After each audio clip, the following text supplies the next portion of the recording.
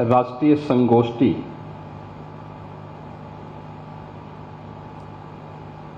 के मुख्य वक्ता के रूप में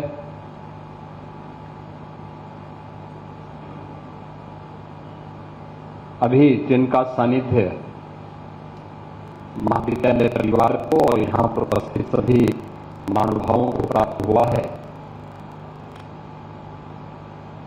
ऐसे वरिष्ठ समाजसेवी और पद्म पुरस्कार से सम्मानित श्री अशोक भगत जी, उत्तर प्रदेश सरकार में मंत्रिमंडल के मेरे सहयोगीगण, जल शक्ति मंत्री श्री स्वतंत्र देव सिंह जी, श्रम और सेवायोजन मंत्री श्री अनिल राजभर जी, प्रदेश सरकार में stamp and registration minister Shri Ravindra Jaiswal ji, Ayush मंत्री श्री दयाशंकर मिश्र दयालु जी, हमारे माननीय विधायकगण डॉक्टर नीलकंठ तिवारी जी, डॉक्टर अवधेश सिंह जी, सुशील सिंह जी, श्री अंशराज विश्वकर्मा जी, धर्मेंद्र सिंह जी, जिला पंचायत अध्यक्ष श्रीमती पूनम मौर्य जी, बसंत महिला महाविद्यालय के प्रबंधक शैसेन दुबे जी, प्राचार्य प्रोफेसर अलका सिंह जी और इस राष्ट्रीय संगोष्ठी की कन्वीनर प्रोफेसर अंजना सिंह जी, आज के इस संगोष्ठी के उद्घाटन कार्यक्रम में उपस्थित हमारे पूज्य संतजन, अन्नपूर्णा मंदिर के पूज्य महंत स्वामी शंकरपुरी जी महाराज, जगतगुरु स्वामी श्री सतवा बाबा संतोषाचार्य जी महाराज, महाविद्यालय के सभी सम्मानित यहाँ के आचार्यगण और महाविद्यालय के सभी उपस्थित छात्र छात्राएं, इस राष्ट्रीय संगोष्ठी के विभिन्न टेक्निकल्स जो सेशंस होंगे उसमें अधिकारी वक्ता के रूप में उपस्थित सभी अन्य यहाँ के प्रतिनिधिगण, उपस्थित बहनों और भाइयों, मैं सबसे पहले महाविद्यालय परिवार को बिरसा मुंडा की इस विरासत को लेकर के इस राष्ट्रीय संगोष्ठी के लिए हृदय से धन्यवाद देता हूं और महाविद्यालय परिवार ने मुख्य वक्ता के रूप में भी जिनका चयन किया है वह उन लोगों के बीच में ही जिन्होंने अपने जीवन का एक लंबा कालखंड व्यतीत किया है, यानी जैसा नाम है वैसे ही काम भी है, तो स्वाभाविक रूप से वे उसके आधिकारिक वक्ता भी हैं और एक आधिकारिक वक्ता का वक्तव्य यहाँ पर कीनोट एड्रेस के रूप में आप सबको सुनने को मिला है। मैं इस अवसर पर अशोक भगत जी की उन सेवाओं के लिए उनका हृदय से अभिनंदन भी करता हूं। आप ही की तरह अखिल भारतीय विद्यार्थी परिषद के एक कार्यकर्ता के रूप में, एक संगठन मंत्री के रूप में, राष्ट्रीय स्वयंसेवक संघ के मार्गदर्शन में उन्होंने अपना जीवन जिया और फिर उन क्षेत्रों में जाकर के जो लोग अभाव से ग्रसित हैं, जिन तक सरकार नहीं पहुंच पाई थी, वहां पर साधन विहीन उन लोगों के बीच में जाकर के उन्होंने सेवा के जिस कार्यक्रम को आगे बढ़ाया, आज उसकी गूंज दूर दूर तक सुनाई देती है और यही कारण है कि उनकी सेवाओं के प्रति सम्मान व्यक्त करने के लिए ही भारत सरकार ने उन्हें पद्म पुरस्कार से सम्मानित किया है और आज इस राष्ट्रीय संगोष्ठी के मुख्य वक्ता के रूप में उन्होंने अपने प्रारंभिक उद्बोधन में महाविद्यालय परिवार को और आने वाली पीढ़ी के लिए एक नई प्रेरणा प्रदान की है। ये सचमुच महाविद्यालय परिवार के लिए एक उस विरासत को एक नई जीवनी देना है, एक जीवंतता देना है, जिस विरासत को भगवान बिरसा मुंडा ने, धरती आबाद बिरसा मुंडा ने भारतवासियों के लिए छोड़ा है। महाविद्यालय के पास अपने आप एक विरासत है।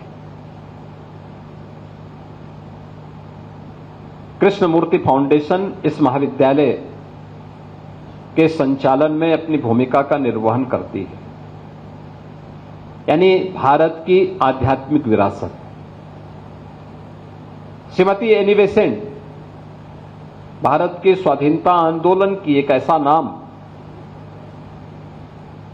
जो आयरिश होते हुए भी जिन्होंने भारत के अंदर भारत की मूल परंपरा को किसी भी भारतीय से बढ़कर के सम्मान दिया और सम्मान देकर के उसे आगे बढ़ाने में योगदान दिया।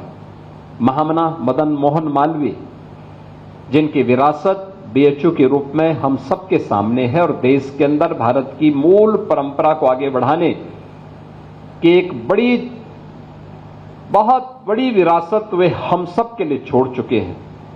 स्वाभाविक रूप से महाविद्यालय अपनी इस विरासत को आगे बढ़ाने का काम कर रहा है, अत्यंत अभिनंदनीय है। और मैंने देखा है कि जब मैं महाविद्यालय परिसर में आया हूं तो परिसर का वातावरण देख करके कहते हैं ना कि जो जैसे दिखेगा वैसे ही बिकेगा। आपने पहला इंप्रेशन बाहर का बहुत शानदार बना के रखा हुआ, एक प्राकृतिक वातावरण के बीच में मां गंगा के सानिध्य में रह करके। कितना आध्यात्मिक वातावरण महाविद्यालय परिवार का है। भारत की प्राचीन गुरुकुल की स्मृतियों को ताजा करता है। इन स्मृतियों को आगे बढ़ाते हुए इस राष्ट्रीय संगोष्ठी को का जो विषय भी रखा गया है कि बिरसा मुंडा की विरासत, जनजातीय गौरव, बिरसा मुंडा की विरासत, आदिवासी सशक्तिकरण और राष्ट्रीय आंदोलन के लिए उत्प्रेरक, यानी राष्ट्रीय आंदोलन के लिए। स्वाभाविक रूप से हम लोगों ने राष्ट्रीय आंदोलन का विषय अक्सर देश की वर्तमान आजादी को ही ध्यान में रख करके बनाया है, लेकिन याद करिए ये जनजातीय समाज ने कौन सा ऐसा कालखंड रहा है जब उन्होंने राष्ट्रीय आंदोलन में बढ़ चढ़ करके हिस्सा न लिया हो। कौन सा ऐसा कालखंड रहा हो। मुझे लगता है जब भी इस देश के सामने, भारत की सनातन धर्म के सामने कोई चुनौती आई है तो भारत का जनजातीय समाज अग्रिम पंक्ति में खड़े होकर के उसका मुकाबला करने के लिए खड़ा हुआ। अगर हम गिनाना शुरू कर देंगे, जब भगवान राम 14 वर्ष के वनवास के लिए गए, 12 वर्ष उनके कुशलतापूर्वक संपन्न हुए और अंतिम वर्ष में जब वह चित्रकूट से पंचवटी की तरफ, दंडकारण्य की तरफ जाते जाते पंचवटी तक पहुंच गए और माता सीता का अपहरण हो जाता है। उस समय भगवान राम के साथ न अयोध्या की सेना थी न जनकपुर की सेना थी, और सेना थी तो भारत की इस जनजातीय समुदाय से जुड़ी भी वही लोग अग्रिम पंक्ति में खड़े होकर के उस समय की सबसे बड़ी ताकत से लड़ रहे थे। और वह भी कहां, जो भारत की शेष भूमि से योजन दूर, कई सौ योजन दूर श्रीलंका के बीच में वो युद्ध लड़ा गया था। याद करिए, भारत की जनता आज भी उस व्यवस्था को उसी गरिमा के साथ, उसी गौरव के साथ और उसी कृतज्ञता के भाव के साथ सम्मान देती है। भगवान कृष्ण के साथ उनके पूरे अभियान में कौन लोग थे। और दूर मत जाइए, मध्यकालीन भारत का इतिहास उठा करके देखिए। हल्दी घाटी का युद्ध हो रहा था। हल्दी घाटी के युद्ध के दौरान जब महाराणा प्रताप को युद्ध के उपरांत जो परिणाम सामने आए थे, उन्हें जंगलों की तरफ प्रस्थान करना पड़ा। उस समय कौन लोग महाराणा प्रताप के साथ में थे? भील थे, मीना थे, वहां का जनजातीय समुदाय था। और महाराणा प्रताप को बचाने के लिए सेना के संगठन को पुनर्जीवित करने के लिए इन सब ने वहां पर उनका योगदान दिया। और परिणाम क्या था कि कुछ वर्षों तक महाराणा प्रताप को अरावली की जंगलों में इधर उधर भटकना पड़ा था, लेकिन फिर से अपनी सेना इकट्ठी करके उन्होंने उस समय अकबर के द्वारा जीते गए सभी दुर्ग और किले वापस लेकर के फिर से भारत के गौरव की स्थापना करने का काम उस कालखंड में किया था। छत्रपति शिवाजी महाराज के साथ कौन लोग योगदान दे रहे थे? यही समुदाय दे रहा था, यही समुदाय दे रहा था। छत्रपति शिवाजी महाराज जिस तत्परता के साथ उस कालखंड में उस समय के सबसे बर्बर और इतिहास के सबसे बर्बर शासक के खिलाफ लड़ रहे थे, उस समय उनका सहयोग करने के लिए भी जनजातीय समुदाय बढ़ चढ़कर के सामने आया था। और परिणाम यही था कि हिंदवी साम्राज्य की स्थापना करने में छत्रपति शिवाजी महाराज को भी सफलता प्राप्त हुई थी। याद करिए, औरंगजेब के समय कोई कल्पना करेगा कि कोई हिंदवी साम्राज्य की स्थापना कर दे, लेकिन उन्होंने वह भी करने का काम किया था। यानी ये चीजें हमें हमेशा इस बात को हमारा ध्यान आकर्षित करती है कि जो समाज अग्रिम पंक्ति में खड़े होकर के भारत की विरासत की, भारत की धरोहर के संरक्षण के लिए कार्य करता रहा है, उसे कैसे हमने अपने आप से अलग करके भारत की परंपरा से काटने छांटने का प्रयास हुआ है। आप आज भी देख सकते हैं, ये किसी के साथ भी हो सकता है। अगर किसी परिवार में कोई 4 भाई हैं, 4 में से 2 भाई अच्छी जगह में पहुंच गए हैं, वे शहरी जीवन यापन कर रहे हैं, 2 भाई गांव में रह गए हैं, गांव में कनेक्टिविटी न हो, गांव में किसी प्रकार का कोई साधन न हो और विपन्नता में उनको रहने का अवसर मिल रहा हो। अगर 30 वर्ष 40 वर्ष के बाद वे आपस में कहीं मिलेंगे तो एक तो कोई बोलेगा नहीं कि चारों एक भाई है। उनकी शकल सूरत में, उनके रहन सहन में, उनके खान पान में, उनकी बोली भाषा में अंतर साफ दिखाई देगा। मैंने 25-30 वर्ष की बात की है, और जहां सैकड़ों और हजारों वर्षों की एक गैप हो गया हो, वहां पे क्या स्थिति रही होगी, क्या स्थिति होगी। आज भी जनजातीय समुदाय जिन स्थितियों में रह रहा है और वहां पर साधन नहीं, वहां पर अन्य सुविधाएं नहीं, अपनी स्वयं की मेहनत से उन्होंने भारत की विरासत को किस रूप में संरक्षित किया। वेदों की पूजा हम करते हैं, लेकिन वेदों के व्यवहारिक स्वरूप को उन्होंने अंगीकार किया। आप याद करिए, हम माता भूमि और पुत्रोहम पृथिव्या की बात करते हैं, लेकिन हमें किसी अच्छे पेड़ को अपने स्वार्थ के लिए काटने में कोई संकोच नहीं होता। धरती माता के लिए अगर कहीं पे कोई तालाब बनाया गया होता है तो हम उसमें कूड़ा फेंकने में कोई संकोच नहीं करते, कोई संकोच नहीं करते। किसी तालाब की भूमि पर कब्जा करने में भी हम कोई संकोच नहीं करते।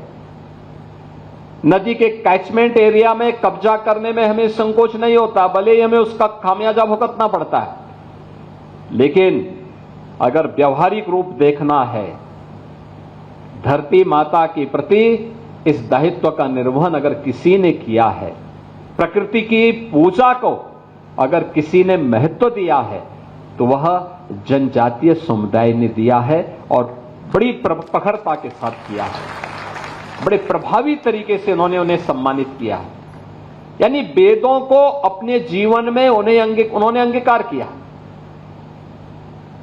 और भारत में हमारी भारत के सनातन धर्म की परंपरा में कहीं नहीं लिखा है कि जो मंदिर जाएगा वही हिंदू है।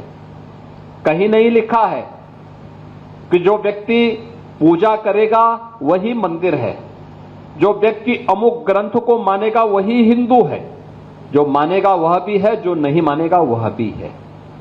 हमने चारवाक को भी ऋषि माना है। हमने भगवान बुद्ध को भी अपना एक अवतार के रूप में सम्मान दिया है। हमारे यहां संकल्प लिया जाता है तो बुद्ध को हमने विष्णु के एक अवतार के रूप में मान्यता दी है। हमने जैन परंपरा को भी उतना ही सम्मान दिया है, भले ही कोई वेद को माने न माने। फिर ये प्रश्न जनजातीय समुदाय के लिए क्यों खड़ा होता है? जनजातीय समुदाय भारत का आदि समुदाय है। भारत की परंपरा में रसा बसा हुआ समुदाय है, जिसने भारत की सनातन परंपरा को सदैव एक नई मजबूती प्रदान की है। याद करना, वेदों की ऋचाएं किसी राजमहल के अंदर नहीं, किसी जंगल के नीचे, जैसे यहां पर आपने बाहर क्लासरूम का जो स्ट्रक्चर खड़ा किया है, इसी प्रकार के एक सुरम्य वातावरण में ये सभी लिखी गई हैं। और हमारा हर प्राचीन ग्रंथ अपने यहां एक पक्ष अरण्य कांड का भी रखता है। याद रखना, अरण्य जीवन भारत की परंपरा का, वैदिक परंपरा का हिस्सा रहा है। ये उस परंपरा का हिस्सा रहा, उसके इतर उसकी कल्पना भी नहीं की जा सकती है। लेकिन हम लोगों ने जानबूझ करके एक शरारत के तहत कुछ पश्चिम से जुड़े हुए कुछ ऐसे लोगों ने हमारी परंपरा को कुंठित करने का काम किया, हमारी कलम को कुंद करने का काम किया। और परिणाम क्या है? हम लोगों ने अपने ही समुदाय को अपने आप से अलग किया। भारत की विरासत का सच्चा प्रतिनिधित्व करने वाले जनजातीय समुदाय से जुड़े हुए इस संपूर्ण पक्ष को लेकर के जब भी भारत के अंदर आजादी के किसी आंदोलन को नेतृत्व प्रदान करने की बात रही है, तो जनजातीय समुदाय उस मामले में सदैव अग्रिम पंक्ति में खड़े होकर के भारत के उस आंदोलन को, भारत की इस चुनौती का मुकाबला करने के लिए अपने आप को तैयार किया है। कभी वो पीछे नहीं हटा, आगे रह करके किसी भी सुधारवादी कदम को लेकर के वह कार्यक्रम को आगे बढ़ाया। और आज भी ये कमी हमारी हो सकती है कि हम उन तक नहीं पहुंच पाए। ये कमी भारत की उन सरकारों की रही होगी जो लोग उन तक पहुंच करके उन लोगों तक शासन की सुविधाओं को पहुंच करके संवाद को नहीं बना पाए। उनके अंदर राष्ट्रीयता किस भाव के साथ जुड़ी हुई है, मैं उसको कुछ उदाहरण आपके सामने दूंगा। अंडमान निकोबार द्वीप समूह, ये लगभग 739 द्वीप हैं जो भारत से काफी दूरी, भारत की शेष भूमि से काफी दूरी पर है। उसका अंतिम जो पॉइंट पड़ता हो इंदिरा पॉइंट है। मुझे लगता है कि वहां से इंडोनेशिया की दूरी बहुत नजदीक पड़ती है। अलग अलग द्वीप हैं। उन द्वीपों में से केवल 39 ऐसे हैं जहां जीव जंतु रहते हैं और उनमें से 7 ऐसे हैं जहां पर मनुष्य रहते हैं। उसमें से एक द्वीप पे एक बार मुझे जाने का अवसर प्राप्त हुआ था और उस द्वीप में केवल जनजातीय समुदाय के लोग रहते हैं। बाकी अन्य द्वीपों में भी हम लोग गए थे, तो अन्य द्वीपों में जब हम लोग गए थे तो वहां पे कोई हिंदी तो बोलता नहीं था, लेकिन हाँ, जो आपका पोर्ट विलियर है उसको छोड़ करके शेष अन्य में लोग बहुत कम बोलते थे। कोई बंगाली बोलता था, कोई तमिल बोलता था। लेकिन आप आश्चर्य करेंगे कि जो जनजातीय बाहुल्य द्वीप थे उनकी संख्या बहुत कम थी। 45 की संख्या उनकी मात्र थी उस समय जनजातीय समुदाय की, और उनकी एवरेज आयु वहां पे उस समय 45 वर्ष थी। 45 वर्ष से ज्यादा कोई वहां जीत नहीं रहा था। जब हम लोग उनके बीच में गए तो मैं देख के बहुचक था। भारत की शेष भूमि से लगभग 2000 किलोमीटर दूर और एक छोटा सा समुदाय उनका, यानी 43-44 लोगों का एक समुदाय, और विशुद्ध हिंदी बोल रहे थे, विशुद्ध हिंदी बोल रहे थे। ये अनुमान कर सकते हैं कि यह वे लोग हैं जो साधन से दूर, किसी भी व्यवस्था से दूर रह करके और वहां पर जीवन यापन कर रहे हैं। दूसरा, नेपाल का सीमावर्ती क्षेत्र, थारू जनजाति वहां पर रहती है। थारू जनजाति के लिए उनके बीच में पिछले 30 वर्ष से हमें काम करने का अवसर प्राप्त हुआ, और वहां पर कार्य करने का जब अवसर प्राप्त हुआ तो 2008 की घटना है। भारत और नेपाल की सीमा में ये सभी थारू बाहुल्य गांव पड़ते हैं, थोड़ा महाराजगंज में, थोड़ा सिद्धार्थनगर में, बलरामपुर और श्रावस्ती में इनके 36 गांव पड़ते हैं, फिर लखीमपुर खीरी और थोड़ा बहुत पीलीभीत में। नेपाल के अंदर एक भीषण संघर्ष होता है। उस समय खूनी संघर्ष चल रहा था। तो मैंने उस समय हिंदू जागरण मंच के एक पदाधिकारी को फोन किया। मैंने कहा, ये खूनी संघर्ष हो रहा है, ये किसका है, कौन लोग इसके पीछे? मुझे बताया गया कि साहब ये खूनी संघर्ष माओवादी और मधेसी के बीच में। मैंने कहा, माओवादी तो नेपाली जो वहां पे नक्सली हैं और नेपाली वे सब हैं, मधेसी कौन? पता लगा कि जो भारतीय मूल के लोग नेपाल की तराई में बसे हुए हैं वे मधेसी कहलाते हैं। तो मैंने कहा, भारतीय मूल से जुड़े हुए जो लोग नेपाल की तराई में हैं वे मधेसी हैं, और माओवादियों की तरफ से कौन लड़ रहा फिर? तो पता लगा कि थारू। तो मैंने कहा, थारू माओवादियों की तरफ से लड़ रहे हैं। तो मेरे दिमाग में आया कि बलरामपुर में हम एक छात्रावास चला रहे थे और एक विद्यालय उन बच्चों के लिए चला रहे थे। तो क्या थारू समुदाय के यहां के लोग तो वहां से माओवादियों की ओर से तो नहीं लड़ रहे हैं? तो मैंने तत्काल वहां पे जो लोग व्यवस्था में लगे थे, मैंने उनको फोन किया। मैंने कहा, ये सब क्या मामला है, थोड़ा मालूम करो, क्योंकि उसी से कुछ दूर, कुछ ही 12-15 किलोमीटर की दूरी पे ये सब खूनी संघर्ष चल रहा था। काफी लोग मरे थे उसमें। तो वे गए, उन्होंने कहा, नहीं ऐसा यहां नहीं, भारत के अंदर नहीं, ये नेपाल के अंदर हो रहा है। मैंने कहा, नहीं, तो मैं भी जान रहा हूं नेपाल के अंदर है, लेकिन इसके पीछे कौन लोग हैं? और ये थारू है तो थारू माओवादियों की ओर से लड़ रहे हैं, तो कहां के थारू हैं? तो उन्होंने कहा, ये नेपाल के लोग हैं। तो मैंने कहा, ये जो भारत के थारू हैं, बलरामपुर, श्रावस्ती, उस समय जो सरकार थी प्रदेश में समाजवादी पार्टी की सरकार थी, केंद्र में कांग्रेस की सरकार थी। मैंने कहा, देखिए भारत, ये दोनों सरकारें इसका संज्ञान नहीं लेंगी, लेकिन हम लोगों को स्वयं सतर्क रहना होगा, कुछ हम तो करें। तो उन्होंने कहा, क्या कर सकते हैं? तो इमलिया कोडर एक जगह है जहां नानाजी देशमुख ने, वहां पे एक छात्रावास उन्होंने बनाया था। ये नेपाल बॉर्डर से 5 किलोमीटर अंदर है, भारत के अंदर। तो मैंने कहा, वहां एक सम्मेलन रखो इन सभी थारू समुदाय के लोगों का, मैं आता हूं। वहां पे सम्मेलन हुआ। इमलिया कोडर में जब मैं गया तो थारू समुदाय के लोग पहले मुझे लेके गए। उन्होंने कहा, साहब आप हमारे जो देवता हैं उनका पहले सम्मान करेंगे। मैंने कहा, चलो, मैं तो इसीलिए आया हूं। तो उन्होंने किसको राह रखा था? अश्वारोही महाराणा प्रताप की मूर्ति। तो मैंने कहा, भी ये मूर्ति तो महाराणा प्रताप के दिखती है। उन्होंने कहा, हां, यही तो है हमारे हीरो। मैंने कहा, महाराणा प्रताप राजस्थान में पैदा हुए, मेवाड़ राजस्थान में, आप लोग भारत नेपाल की तराई में हैं। कहा, देखो साहब, हमारे जो पूर्वज रहे होंगे ये हल्दी घाटी के युद्ध के बाद पलायन किए होंगे, और हम उसी की विरासत हैं, इसलिए महाराणा प्रताप को अपना हीरो मान करके हम लोगों ने उनकी मूर्ति लगाई हुई है। तो मेरे लिए एक आश्चर्य था। मैंने कहा, भी महाराणा प्रताप की मूर्ति आपने लगाई है, तो फिर नेपाल के अंदर माओवादियों की ओर से कौन लड़ रहा? उन्होंने कहा साहब वो सब भटके हुए लोग हैं, हम उनके साथ क्यों जाएंगे, हमारे लिए तो देखो नानाजी देशमुख की ये संस्था और मंदिर के द्वारा जो हॉस्टल और विद्यालय चल रहा है, जब ये हमारे बच्चों के लिए काम कर रहा है तो हम माओवादियों के साथ क्यों खड़े होंगे। देखो कृतज्ञता का भाव। हमने तो एक हॉस्टल खोला था, उनके रहने खाने की व्यवस्था की और एक विद्यालय खोल दिया। वे उतने से प्रफुल्लित थे, उनके बच्चे पढ़ रहे हैं, वे लोग उस व्यवस्था के साथ जुड़ रहे हैं। सरकारें अगर उन तक पहुंचती तो और भी अच्छा परिणाम आ सकता था।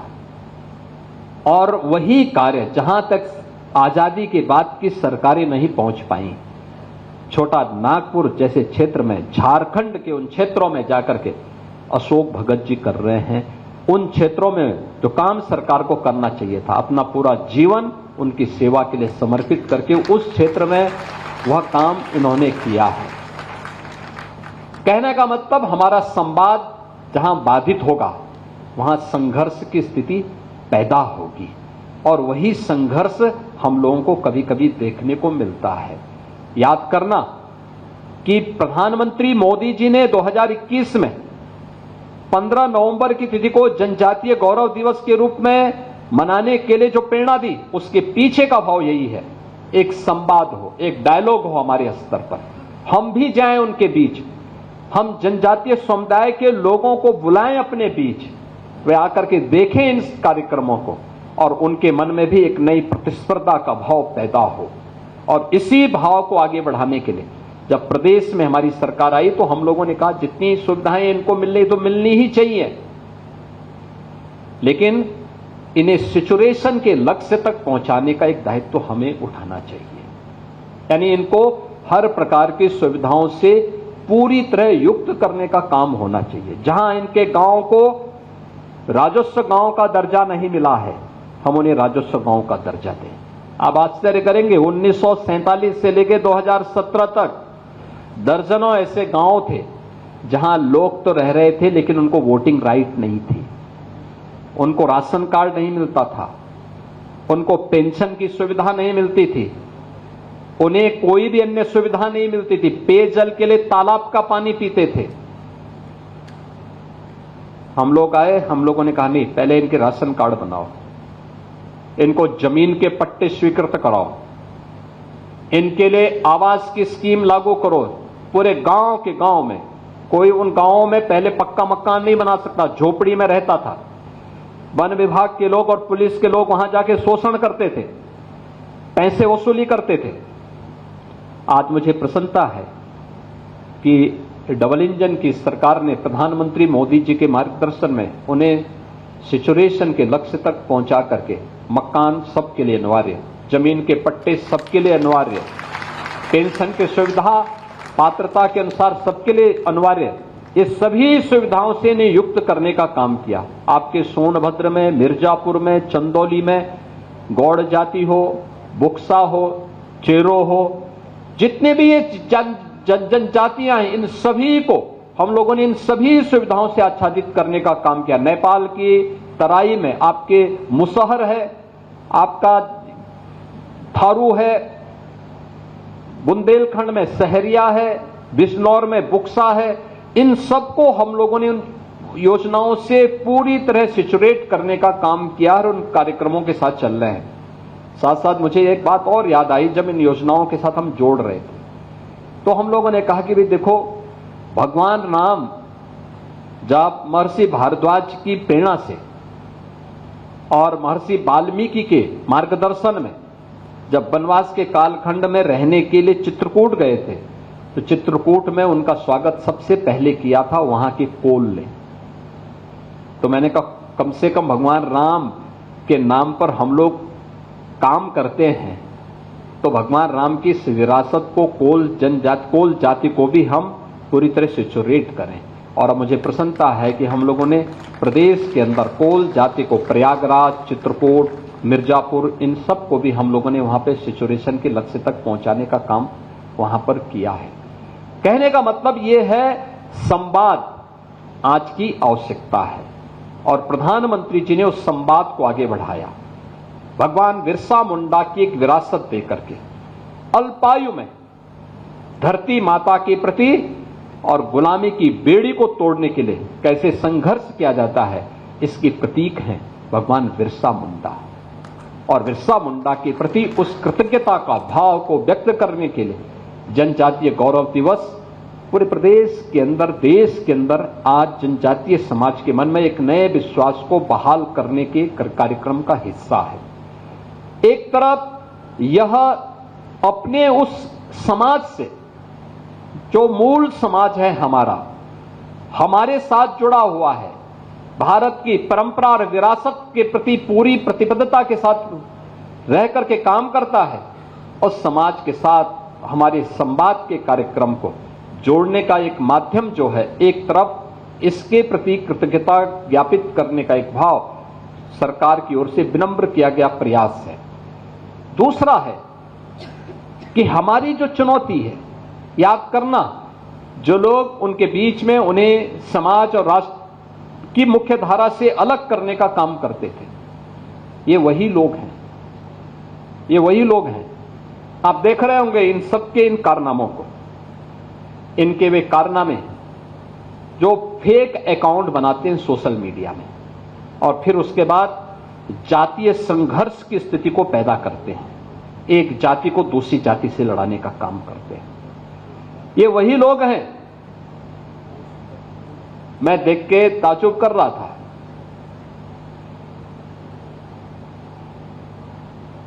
अभी 3 वर्ष पहले की एक घटना है, एक जगह एक आगजनी की घटना घटित हुई। तो मैंने कहा यार देखो, ये आगजनी की घटना दिखाती है, इसकी प्रकृति दिखाती है कि इस समुदाय ने नहीं किया होगा, पुलिस वहां कार्रवाई करे। मैंने कहा देखो कार्रवाई थोड़ा रोको, देखो मैं बताता हूं अभी। मैंने कहा उसके पूरे वीडियो फुटेज निकालो। तो आप आश्चर्य करेंगे कि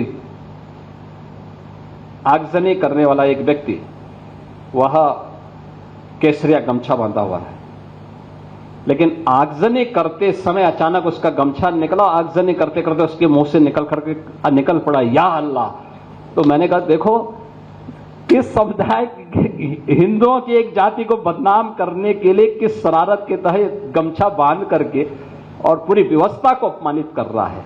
ये चीजें दिखाती है कौन लोग हैं जो फेक अकाउंट बना करके जातीय संघर्ष की स्थिति को पैदा करना चाहते हैं, और उन तत्वों को, छुपे हुए उन दुश्मनों को जो समाज की शांति को भंग करना चाहते हैं, अगर हम उन्हें चिन्हित करके समय रहते हुए उनका वॉकआउट कर सकें, तो समाज की एकता में बाधक ऐसे तत्वों को भी बेनकाब किया जा सकता है, राष्ट्रीय एकता को भी और सुदृढ़ हम बनाने में मदद कर सकते हैं।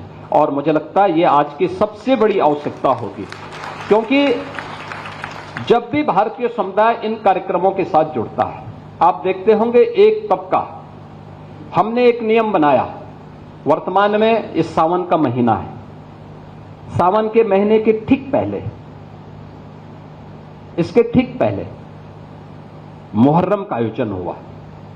हमने एक व्यवस्था बना दी कि भाई देखो, आप ताजिया की हाइट इससे ज्यादा मत करना, इससे ज्यादा करेंगे तो देखिए फिर आप मांग करेंगे कि पेड़ की टहनी काटो, किसी के घर के छज्जे को काटो, कहीं हाई टेंशन के तार को हटाओ।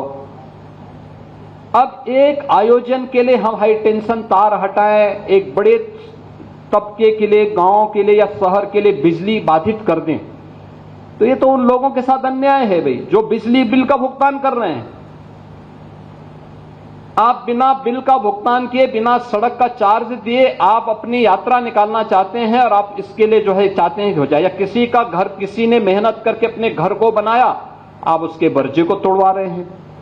एक पेड़ को लगने में 40 साल 50 साल लगते हैं, आप उसकी टहनियों को कटवा रहे हैं। क्यों कटवाएंगे आप? क्या अधिकार है आपको? हमने कहा ये नहीं होगा। जौनपुर में जबरदस्ती उन्होंने बड़ा ताजिया उठाया, और हुआ क्या, वो हाई टेंशन की चपेट में आया, 3 लोग मर गए। बाद में उन्होंने रास्ता जाम किया, तो पुलिस ने कहा क्या करें? मैंने कहा लाठी मार करके बाहर करो इनको, क्योंकि ये लातों के भूत हैं, बातों से मानेंगे नहीं। जब हमने कहा था कि हाई टेंशन तार की चपेट में आ सकते हो, इससे ऊंचा मत करना। अपने इन्होंने किया है, आप कार्रवाई कर दो इनके खिलाफ। देखिए, एक भी जगह सोशल मीडिया में किसी ने विरोध नहीं किया, कोई ने विरोध किया। उत्तर प्रदेश में तो हम लोगों ने व्यवस्था भी बनाई हुई है कि वे अस्त्र शस्त्र से आप प्रदर्शन नहीं करेंगे, नहीं तो मुहर्रम का हर जुलूस उत्पात का, आगजनी का, तोड़फोड़ का कारण बनता था। बहन बेटियां सड़कों पर नहीं निकल पाती थी, कोई उस समय नहीं बोलता था।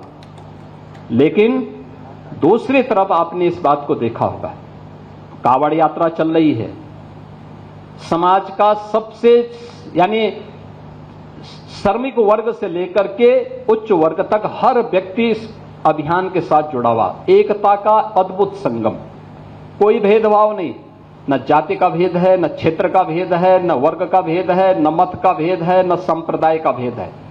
हर हर बम बम बोलते हुए जाते हैं, 300-400 किलोमीटर पैदल जाते हैं, फिर वहां से जल लेकर के कावड़ को कंधे में रख करके फिर उसी प्रकार से उसी भक्ति भाव के साथ चलते हैं। लेकिन मीडिया ट्रायल होता है, मीडिया ट्रायल होता है, बदनाम किया जाता है, खूब उसके बारे में लिखा जाता है, उन्हें उपद्रवी और आतंकवादी तक बोलने का दुस्साहस होता है। यह वह मानसिकता है जो हर प्रकार से भारत की विरासत को अपमानित करना चाहती है। ये वही लोग हैं जिन्होंने जनजातीय समुदाय को भारत से अलग करने का प्रयास किया, उन्हें भड़काने का काम किया, उन्हें भारत के खिलाफ संघर्ष करने के लिए हर स्तर पर षड्यंत्र किए।